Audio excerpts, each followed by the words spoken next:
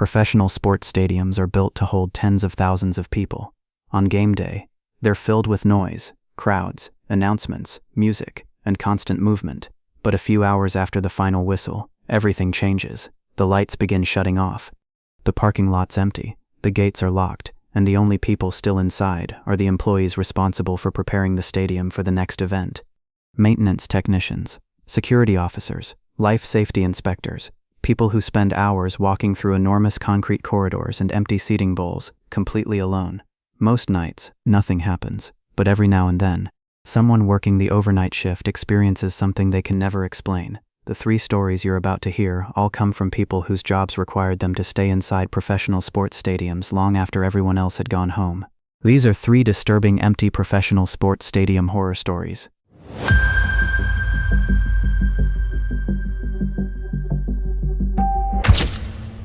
I worked as a life safety inspector for a professional football stadium for nearly 6 years. Most people think the biggest challenge is handling crowds. It isn't. The real responsibility starts after everyone leaves. Before every major event, someone has to walk the entire stadium and make sure every emergency exit, every panic bar, and every evacuation route will work if thousands of people suddenly need them. It's repetitive work, but it's work that can't afford mistakes. This happened the night before a sold-out championship game. By midnight, the players had gone home. The television crews were packing their equipment. Cleaning crews were finishing the lower concourse. Around 2 in the morning, the stadium was almost completely empty. Just me, a few maintenance workers finishing electrical checks, and one security supervisor monitoring cameras from the control room. Before I started my route, I checked in over the radio. The supervisor pulled up my inspection schedule on his computer. 38 exits tonight. Call in anything unusual. Otherwise, same routine. Every emergency exit was electronically monitored. The moment a door opened, the control room received an alert. Every inspection was automatically time-stamped. There wasn't much room for error. The first hour went exactly as expected. Open the door. Check the panic hardware. Verify the emergency lighting. Confirm the alarm activated. Lock it again. Move on. Most of the stadium looked identical. Long concrete corridors, empty concession stands, thousands of vacant seats disappearing into darkness above me. Without the noise of a crowd, the building sounded completely different. The ventilation system echoed through every hallway. Even my own footsteps seemed louder than they should have been. Eventually, I reached the upper concourse, exit 47. According to my schedule, it was the last emergency exit before I moved toward the administrative offices. The moment I grabbed the push bar, I realized something wasn't right. The door was already unlocked. I frowned. That almost never happened. Cleaning crews occasionally forgot equipment. Security sometimes forgot radios. But emergency exits, those were always secured before my inspection began. I assumed someone had simply forgotten. I pushed the door open. Immediately, I stopped. Sitting directly outside on the concrete landing was a folding chair, perfectly centered in front of the doorway, almost like someone had placed it there on purpose. There wasn't a single speck of dust on it. On the seat sat a bottle of water, still cold enough to have condensation running down the side. Beside it rested a heavy-duty flashlight. When I picked it up, the metal casing was warm. It had been switched off only minutes earlier. Then I noticed something lying underneath, a laminated emergency evacuation map. Every emergency exit around the stadium had been highlighted in yellow. Every one, except exit 47. Instead, someone had drawn a thick red circle around the exact door I was standing in. For the first time that night, I felt genuinely uneasy. I grabbed my radio. "Control, this is Inspection 2. I've got something strange at exit 47. The supervisor answered immediately. "What kind of strange?" I described everything. The chair, the flashlight, the map, the bottle of water. He didn't respond right away. I could hear keyboard clicks in the background. Then he said, "Stay where you are. I'm checking the cameras." I waited. The entire stadium seemed silent. No machinery, no voices, just the faint hum of the ventilation system somewhere behind me. About 30 seconds later, the radio crackled again. The supervisor's voice had changed. He sounded tense. "Close the door." I looked back at the chair. "Why?" No answer. Instead, he repeated himself, this time much louder. "Close the door. Right now." Before I could react, I heard footsteps. Not inside the stadium. Outside. Beyond the emergency exit. Someone was walking up the concrete stairwell, slowly. One step. Pause. Another step. No conversation. No running.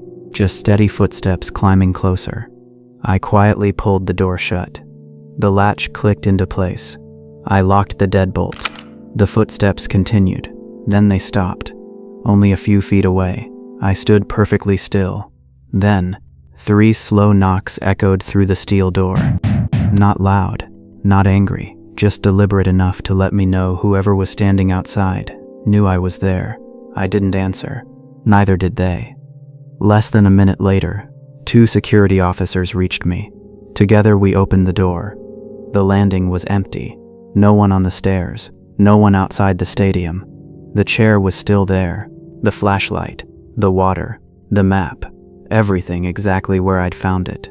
Security searched every staircase, loading dock, and service road surrounding that side of the stadium. Nothing. Back in the control room, we reviewed every surveillance camera. Most showed nothing unusual. Then one technician noticed something. The exterior camera covering exit 47 had stopped recording 43 minutes earlier. Someone had spray painted the lens black. The final image before the feed went dark showed only one thing: a person carrying a folding chair up the stairwell. They never looked toward the camera. They stayed just outside the angle where their face would have been visible. The timestamp caught everyone's attention.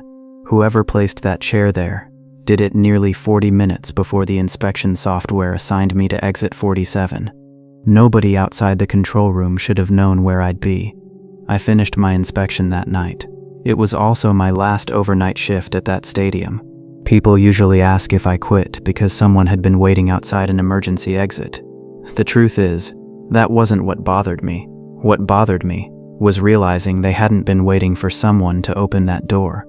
They'd been waiting for the one person they already knew would. I worked as a freelance broadcast technician for nearly 7 years. Most people think the stadium empties the moment the final whistle blows. It doesn't. Players finish interviews. Television crews pack up equipment. Maintenance crews begin repairs. Cleaning staff move through thousands of empty seats collecting trash before sunrise. Sometimes that process takes hours. Most nights I was one of the last people to leave. This happened after a nationally televised playoff game. Late in the 4th quarter, one of the remote broadcast cameras mounted high above the upper deck suddenly stopped responding. The network needed it repaired before the next event, so I volunteered to stay behind. By the time I reached the broadcast booth, it was almost 2 a.m. The stadium felt completely different without 70,000 fans. The field lights had been dimmed. The giant video board was dark. Every sound echoed. Even a dropped screwdriver seemed enough to carry across the empty seating bowl. The camera I was repairing overlooked almost the entire stadium. From that booth, I could zoom into individual seats nearly 300 feet away. After replacing a faulty control module, I started testing the controls. Pan left, pan right, zoom, focus. Everything looked normal. I slowly swept the camera across the empty upper deck. That's when I noticed someone walking through the seats. At first, nothing seemed unusual. Security officers often performed one final patrol after large events. The person wore dark clothing and carried what looked like a stadium-issued flashlight. I zoomed in a little farther. Something felt off. Every security officer I knew carried a shoulder radio. This person didn't. They also weren't checking doors or stairwells like security normally would. Instead, they walked directly to a specific row, stopped, knelt beside one seat, reached underneath it for several seconds, then stood up and calmly walked to another section. Again, they stopped beneath one seat, reached underneath, then kept walking. There didn't seem to be any pattern. Different sections, different rows, different seat numbers, almost as if they already knew exactly where they were going. I called the security control room. "Can you confirm who's assigned to the upper deck?" The supervisor checked the overnight roster. After a few seconds he replied, "Nobody. I've got 2 officers working tonight. One is on the loading dock, the other is with the cleaning crew." I looked back at the monitor. The person was still there, moving slowly, never looking toward the field, never hesitating, just walking from one seat to another. I kept the camera locked on them while security headed upstairs. The person reached another section, knelt again, then suddenly stopped moving. For a few seconds, they simply stood there. Then they slowly turned their head directly toward the broadcast booth. I froze. At that distance, there was no possible way they could actually see me behind the dark glass. At least, that's what I kept telling myself. A moment later, they continued walking. Security officers arrived on the upper concourse less than 2 minutes later. I watched them split up and begin searching each aisle. The person disappeared behind one section.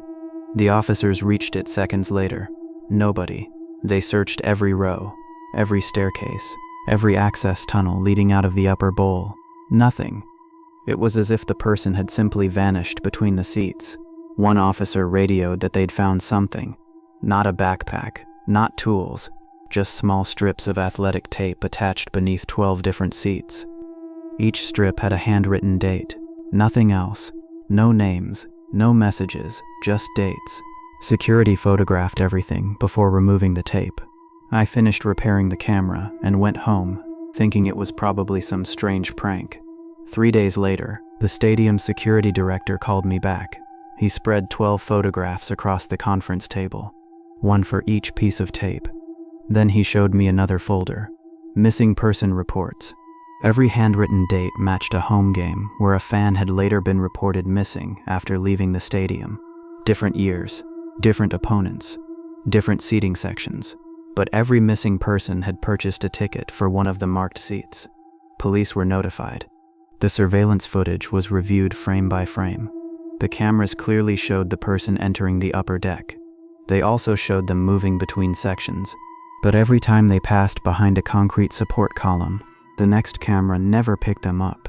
There was no footage of them leaving the stadium, no clear image of their face, no vehicle, no identification, nothing. I never accepted another overnight job at that stadium. People ask if I quit because of the missing person dates. Honestly, that wasn't what bothered me most. It was the way that person moved. They never wandered, never searched, never looked around. They walked directly to every marked seat, like they'd memorized the entire stadium years before, and only returned to make sure they hadn't forgotten where anyone had been. I worked as an electrical technician for a company that maintained professional sports stadiums. Most people only notice the lights. They don't think about the hundreds of electrical panels, miles of wiring, and massive lighting systems hidden above the field. When something fails during a game, thousands of people see it, but almost nobody sees the people who have to fix it.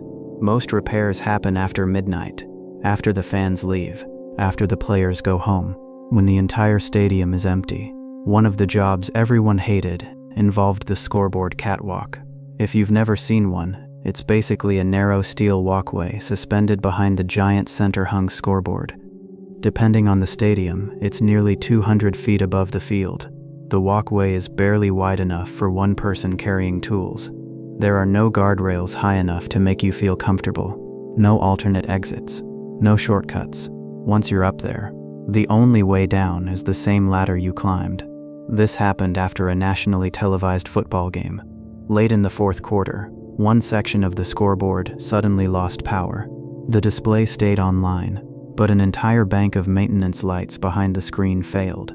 The repair couldn't wait. Another event was scheduled the next afternoon. By the time I arrived, it was almost 1:30 in the morning. The stadium was silent. The cleaning crews were finishing on the lower concourse. Security was conducting their final patrol. I checked in with the control room before climbing. The supervisor confirmed what company policy required. No one else is working above the field. My badge should be the only one showing on the access logs. He confirmed it. One badge, one technician, one person on the catwalk. The climb itself took almost 15 minutes. By the time I reached the top, the field looked impossibly far away. The seats stretched out in every direction, thousands upon thousands of empty chairs. It was strangely unsettling seeing a place built for 70,000 people completely silent. Even small sounds echoed. Every footstep rang through the steel. Every dropped tool sounded like it could be heard across the stadium. I unpacked my equipment and began removing the damaged power module. Everything was going normally. About 20 minutes into the repair, I heard footsteps. Slow, measured, metal against metal. They came from somewhere behind me. I smiled to myself. I assumed another technician had come up with replacement parts. Without looking back, I called over my shoulder. "You're late." No answer. The footsteps stopped. I turned around. The catwalk was empty. The access ladder was over 100 feet away. Nobody. I waited for a few seconds. Nothing.